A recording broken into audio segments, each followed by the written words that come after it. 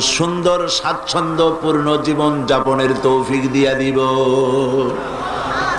এটা হলো দুনিয়ার পুরস্কার। আর আখেরাতে কি দেব?